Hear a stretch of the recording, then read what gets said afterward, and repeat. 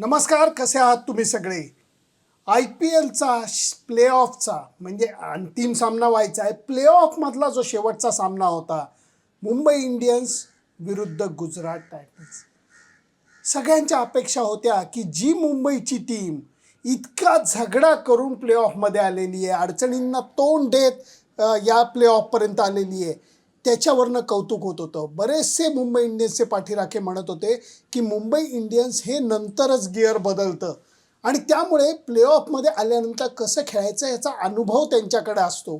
या सगळ्या गोष्टी कौतुकाच्या मलाही मान्य होत्या. त्यामुळे रोहित शर्माचं मी सुद्धा कौतुक केलेलं होतं. पण सामन्यामध्ये भलतंच घडलं. जो मी प्रिव्ह्यूमध्ये मुद्दा मांडला होता की मुंबईच्या बॉलिंगमध्ये विकनेस आहे. मुंबईची बॅटिंग सातत्याने 200चा टप्पा पार करते, अप्रतिम फलंदाजी करते. हा नाहीतर तो कुणीतरी एक हिरो जन्माला येतो, तो बॅटिंग अप्रतिम करतो आणि मुंबई इंडियन्स टीमला पलीकडे नेतो. हे आपण वारंवार बघितलेलं होतं. पण म्हणून बॉलिंगमधल्या अडचणी या एकदम दखलंदाज करता येत नव्हत्या. आकाश मधवालनी जी काही कमाल करून दाखवली, पियुष चावलाचं जे सातत्य होतं, या दोन बॉलर्सच्यामुळे खास करून मुंबई इंडियन्सला हा योग्य वेळी योग्य इम्पॅक्टफुल परफॉर्मन्स करता आलेला होता. परंतु हेच वैगुण्य अक्षरशः भूत बनून त्यांच्या मानगुटी नको त्यावेळेला बसलं. हा नॉकआउटचा सामना होता. या सामन्यात पराभूत झालेला संघ बॅग भरा आणि आपल्या घरी निघा अशी परिस्थिती होती. टॉस जिंकून जसं म्हणतात ना क्रिकेटमध्ये, चांगलं होत गेलं तर सुरुवातीपासून शेवटपर्यंत एखादा सामना अक्षरशः मक्खनसारखा रोल होतो. परंतु एखाद्या दिवशी चुका होत गेल्या तर त्या पाठोपाठ होत जातात. त्याच्याबरोबर नशिबीपणा हा सुद्धा मागे लागतो. या सगळ्या गोष्टी काल आपल्याला बघायला मिळाल्या. टॉस जिंकून मुंबईनी बॉलिंग घेतली आणि बॅटिंगला उतरल्यानंतर शुभमन गिलचा एक कठीण झेल हा पकडता आला नाही मुंबई इंडियन्सच्या एका फिल्डरला. प्रयत्न त्यांनी अप्रतिम केला टीम डेव्हिडनी, परंतु हाताला लागून त्याला धक्का लागला कोपराला आणि तो बॉल हाताने निसटला. तो झेल सुटला आणि मला असं एक सेकंद वाटलं की देवा रे देवा, हा झेल महागात नाही ना पडणार. महागात उफ. त्याच्यानंतर मी बाकी बॅट्समनबद्दल बोलणार नाही. थोडंसं मी अगोदर साई सुदर्शनबद्दल बोलतो, कारण नंतर मी शुभमन गिलबद्दल बोलणार आहे. साई सुदर्शनला 3 नंबरला पाठवून एक योग्य कल्पना ही संघ व्यवस्थापनाने दाखवली. तो लेफ्ट हँडर बॅट्समन आहे, शैलीदार बॅट्समन आहे आणि त्याचबरोबर लेफ्ट हँडर राईट हँडर कॉम्बिनेशनमध्येही एक वेगळा इम्पॅक्ट साधता येतो. साई सुदर्शन अत्यंत गुणवान खेळाडू आहे. आमचा जो एक माझा मार्गदर्शक जो आहे अमोल कराडकरजी नेहमी आम्हाला सांगायचे की साई सुदर्शनकडे लक्ष द्या, कारण तो एक दर्जेदार बॅट्समन आहे. काल त्यांनी दाखवून दिलं. सुरुवातीच्या काळात त्यांनी मारलेला वगैरे कव्हर ड्राईव्ह हा अप्रतिम होता, परंतु त्याच्यानंतर संपूर्ण स्टेज हे एकपात्री प्रयोग झालेला आहे आणि त्या एकपात्री प्रयोगामध्ये आपल्याला एकाचाच क्रिकेटचा अभिनय बघायला मिळाला, तो म्हणजे शुभमन गिल. काय बॅटिंग केली आहे. शांतपणे त्यांनी पहिल्या 50 धावा पूर्ण केल्या, ज्याच्यामध्ये त्यांनी 1-2-3 षटकार तरी मारलेले होतेच, पण त्याच्यानंतर तो असा उभा पेटणार आहे असं वाटलं नव्हतं. मला आता परत आकडेवारीच्या बाबतीत मी कमजोर आहे, परंतु 15-16-17च्या आसपासच्या का 14-15-16च्या आसपासच्या ज्या ओव्हर होत्या त्या ओव्हरमध्ये त्यांनी टाकलेला गिअर हा टॉप गिअर होता. त्यांनी हल्ला कोणावर चढवला? एक सेकंद लक्षात घ्या. ख्रिस जॉर्डनवरती हल्ला चढवला, पियुष चावलावरती हल्ला चढवला आणि आकाश मधवालवरती हल्ला चढवला. या 3 जणांवरती बँडॉफवरती थोडंसं काय म्हणतात लक्ष होतं, पण त्याच्यापेक्षा या 3 बॉलर्सवरती मधल्या काळामध्ये बॉलिंगची जबाबदारी होती. आणि शुभमन गिलनी एका ओव्हरमध्ये 20 धावा, एका ओव्हरमध्ये 25 धावा, 3-3 षटकार एका ओव्हरमध्ये, अशा गोष्टी करून अक्षरशः मुंबई संघाला नामोहरम करून टाकलं. बॉलर्सना सळो की पळो करून सोडलं. हे सगळे षटकार दातोट न खाता शैलीदार पद्धतीने मारलेले होते.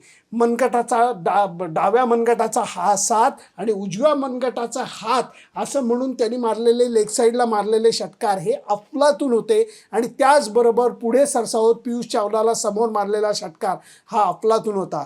पण त्यांनी मला वाटतं कॅमरून ग्रीन का ख्रिस जॉर्डन, माझं थोडं कन्फ्युजन होतं आहे, स्टेप आउट झालेला होता शुभमन गिल, म्हणून बॉलरनी आखूड टप्प्याचा बॉल टाकला आणि एखादा टेनिसचा प्लेयर वरती आलेला बॉल खाली उतरवतो आणि असा फोरहँडचा शॉट मारतो, तसा त्यांनी पुलचा शॉट मारला आणि ती पॅरलल सिक्सर गेली. तो शॉट गजब होता. शुभमन गिलनी खरोखर 50 ते 130 का 123 120 का 123 धावा त्यांनी केल्या. हे करत असताना त्याच्या बॅटमधनं एक एक मोठे फटके इतके सहजी बाहेर पडत होते की सगळे मुंबईचे बॉलर साफ उघडे पडले. जे मुंबईच्या बॉलिंगमध्ये अनुभवाची कमतरता म्हणा किंवा स्किलचं हे म्हणा, हे या सगळ्या गोष्टींची जी कमतरता होती ती नको त्या वेळी नको त्या सामन्यामध्ये दिसून आली आणि पाहिजे तो दणका हा त्यांना मिळाला. आणि खरंच तुम्हाला सांगतो, एखाद्या वेळेला दुर्दैव कसं होतं बघा, एकीकडे रोहित शर्माच्या हाताला बॉल लागला, दुसरीकडे ईशान किशनला विचित्र अपघात झाला की प्रचंड धावांची ओव्हर झाल्याने ख्रिस जॉर्डन कॅप घालून असा स्वतःच्या तंद्रीत चालत होता आणि त्याचं कोपर हे डायरेक्ट ईशान किशनच्या डोळ्याला लागलं आणि तो डावा डोळा पकडून तो बाहेर गेला. शेवटी बिचारा हताश रोहित शर्मा हसत हसत फक्त एवढं करत होता की काय काय चाललंय काय आज. 200चा टप्पा पार झाला. तिथं थांबली नाही गुजरातची टीम. त्यांनी 230 धावांचा टप्पा गाठून दाखवला. साई सुदर्शनला जेव्हा बॅटिंग जमत नव्हती त्याच्या जागी शेवटच्या ओव्हरमध्ये राशिद खानला पाठवलं. हार्दिक पंड्यानी वाहत्या गंगेत हात धुवून घेतले आणि जेव्हा 230 धावांचा टप्पा पार केला गुजरातने, तेव्हा एक कळून चुकलेलं होतं की मुंबई इंडियन्सला दरवेळेला एवढा मोठा स्कोरचा पाठलाग करणं जमणं शक्य नाही आहे. ते सुद्धा खास करून गुजरातच्या बॉलिंग अटॅककडे बघता. त्यातनंही मोहम्मद शमी अप्रतिम मारा पहिल्या स्पेलमध्ये तो करतो. 2 विकेट त्यांनी बरोबर काढल्या आणि त्याच्यामध्ये रोहित शर्माची सुद्धा विकेट होती. रोहित शर्माचा बॅड फॉर्म हा मुंबई इंडियन्सला चांगलाच महागात पडला आहे. कॅप्टन म्हणून त्यांनी केलेली कामगिरी गजब आहे, कारण ह्या टीमला घेऊन या टप्प्यावरती घेऊन येणं, शेवटच्या 3 संघात मुंबई इंडियन्स टीम होती हे विसरून चालणार नाही. त्याचं श्रेय हे रोहित शर्माला कॅप्टन म्हणून द्यायला पाहिजे, मुंबईच्या संघ व्यवस्थापनाला सुद्धा द्यायला पाहिजे. पण बॅटिंगच्या बाबतीत रोहित शर्माला सूर गवसला नाही. एकीकडे शुभमन गिल हा तोडफोड बॅटिंग करत असताना मुंबई इंडियन्सच्या सलामीला योग्य वेळी योग्य कामगिरी करता आली आणि त्याच्यानंतर सूर्यकुमार यादवनी थोडा प्रयत्न केला. तिलक वर्मानी 13 बॉलमध्ये काहीतरी 43 धावा करून थोडा प्रयत्न केला. पण हे शिवधनुष्य पेलणं 230च्या पुढच्या धावांचं हे मुंबई इंडियन्स करता खरं सांगायचं तर अशक्य होतं.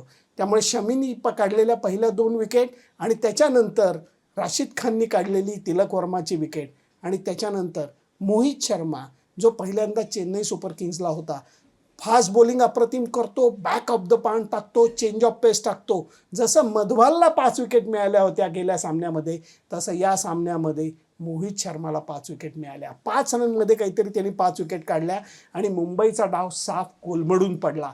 भला मोठा विजय हा गुजरातच्या हाती लागला आणि आता हे म्हणायला काहीच हरकत नाही की खरोखर 2 अक्षरशः लायक संघ हेच फायनलमध्ये आलेले आहेत. हे नाकारून चालणारच नाही. कुठलीही टीम असं म्हणू शकत नाही की अरे रे बॅड लक आमचं, नाहीतर आम्ही फायनलमध्ये असतो. अजिबात नाही. गुजरात आणि चेन्नई संघच फायनलला यायला लायक आहे हे आता सगळ्यांना कबूल करण्या वाचून दुसरा काहीही पर्याय उरलेला नाही आहे. कारण या टीमचं खेळामधलं सातत्य, संघ बांधणीचं कौशल्य हे मानायला लागेल. गुजरातचा संघ हा सर्व प्रमुख खेळाडूंनी भारलेला आहे.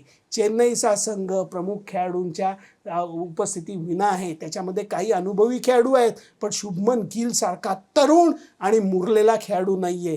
राशिद खानसारखा दर्जेदार बॉलर त्यांच्याकडे नाही आहे. पण तरीही चेन्नईकडे मेरे पास क्या है, मेरे पास मा है, त्याच्याबद्दल मी उद्या बोलणारच आहे. पण एवढंच सांगतो की 2 सर्वात लायक संघच फायनलला आलेत, याचं मला कौतुक आहे. कारण एवढी मोठी लीग फेजची स्पर्धा असते, मग प्लेऑफ होतात, त्याच्यामध्येही सगळ्यांना समान संधी असते आणि हे सगळं एखादं ताक घुसळून जसं लोणी काढतात तसं हे लोणी आता वर आलेलं आहे गुजरात आणि चेन्नई संघाचं. त्यामुळे या 2 संघांनाच फायनल खेळायचा हक्क आहे आणि तेच 2 संघ फायनलला आलेले आहेत. त्यामुळे आता लक्ष फायनलकडे. तुम्हाला काय वाटतं मुंबई इंडियन्सच्या कामगिरीबद्दल? मी म्हणेन टीका करायची गरज नाही. त्यांची जी टीम होती त्याचा विचार करता पहिल्या 3 टीममध्ये येणं हे त्यांच्याकरता सर्वोत्तम कामगिरी आहे. ह्याच्या पुढच्या अपेक्षा त्यांच्या फॅन्सला असल्या तर मी म्हणेन थोडंसं तुमचं मन हळवं झालं आहे. डोक्यातनी विचार केला तर तुम्हाला कळेल मुंबई इंडियन्स फायनलला आत्ता येण्या एवढी सक्षम नव्हती जेवढी गुजरातची टीम आणि चेन्नईची टीम आहे. त्यामुळे मी म्हणेन वेल प्लेड मुंबई, परंतु आता लक्ष फायनल मॅचकडे.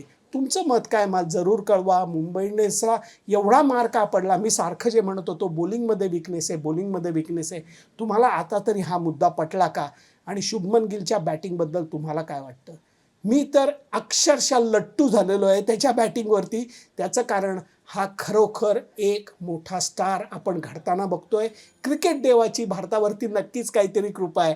कारण एकीकडे गावस्कर होते, गावस्कर जात असताना सचिन तेंडुलकर आला, सचिन तेंडुलकर जात असताना विराट कोहली आला, आणि आता विराट कोहलीचा शेवटचा टप्पा आलेला असताना शुभमन गिलसारखा खेळाडू मुरलेल्या लोणच्यासारखी झकास बॅटिंग करतोय असं मला वाटतं. तुम्हाला काय वाटतं? त्याच्या बॅटिंगच्या कौशल्याबद्दल तुम्हाला काय वाटतं मला जरूर कळवा. फक्त त्याच्याकरता माझं फेसबुक पेज, माझं यूट्यूब चॅनल सबस्क्राईब करायला विसरू नका. भेटूयात फायनल मॅचच्या प्रिव्ह्यूमध्ये. तोपर्यंत बाय बाय.